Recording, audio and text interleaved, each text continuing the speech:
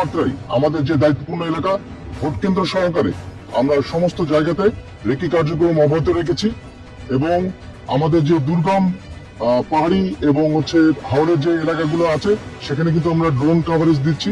আমাদের যে surveillance system সেটাকে স্ট্রং করার জন্য আমরা আমাদের রেকি টিমের সাথে আমরা ড্রোন সহ অত্যাধুনিক প্রযুক্তি আমরা ব্যবহার করছি।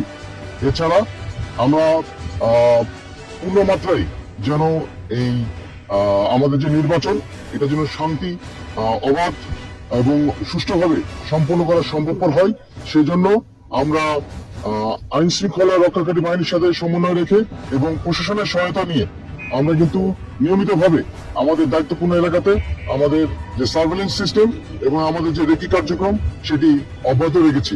তো আমরা জনগণের পাশে আছি।